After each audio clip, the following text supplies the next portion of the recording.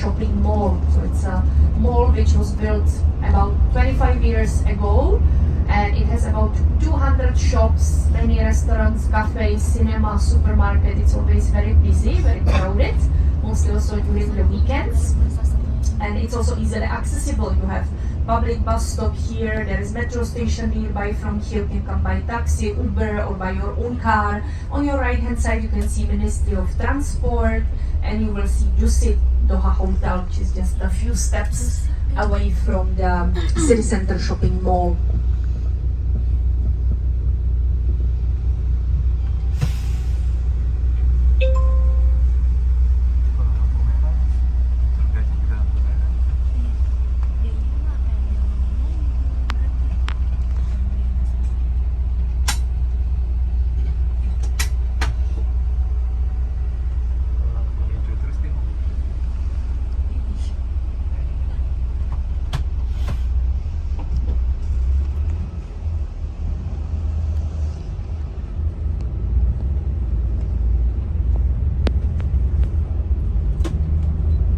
Right-hand side, Qatar Financial Center Tower and the Ministry of Environment and Climate Change. Left side you can see some restaurants, cafes, dental center.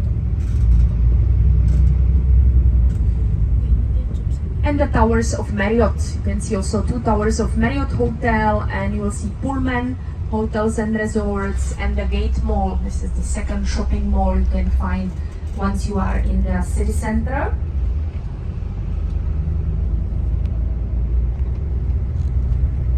Left-hand side shortly, Intercontinental Doha the City Hotel. We have also Intercontinental Doha the Beach. And right side you can see Ministry of Foreign Affairs.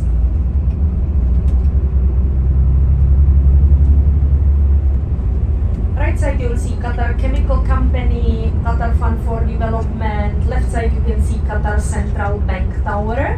And left side some residential compounds, residential buildings. So we'll be shortly departing the skyline of Doha or the city center. Within few minutes we'll be arriving at our second destination, Qatar Village. On your right side now you can see the white walls. This is one of the private compounds, private residences of the royal family, His Highness Sheikh Tamim and his family. Sometimes royal family stays in this compound, but they have many more private compounds, not only this one.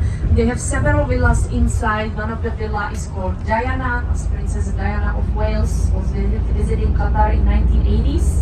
So that's why they called one of the villa Diana in this district, in this compound. So we'll be shortly turning right. On your left hand side you will see Al Wahda Monument, which is the tallest art sculpture you can find in Qatar. It has 200 meters of height, and it was built by German architect in 2017. So you can see the fishing net in between 2 arches.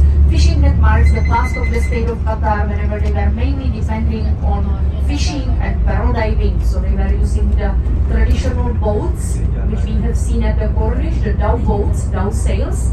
And there was a group of barrel divers whose main role was to dive up to the sea and to collect manually the oysters and the shells with the barrels. But they didn't use any specific equipment apart from the wooden clip with which they closed their noses, so they had to hold their breath up to for 4 or 5 minutes to be able to jump, dive, and to collect manually the oysters. And afterwards they were pulled back to the boat, and they started to split every single oyster up and check if there is a barrel inside the oyster or no.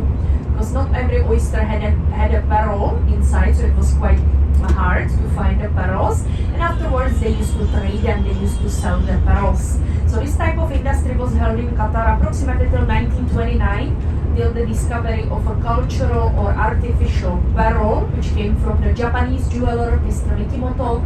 He discovered that it's much more cheaper and easier to grow the barrels artificially in the farm than to send someone who's gonna manually search for them. That's why this kind of industry slowly dried up. But luckily they discovered the oil, let's say 10 years later, so they had a brand new industry after they lost the barrel diving. Right hand side you can see the DBC, Doha Exhibition Center. It's getting ready for the Asian Cup, which starts on the 12th of January 2024. So it's mainly used during the exhibitions and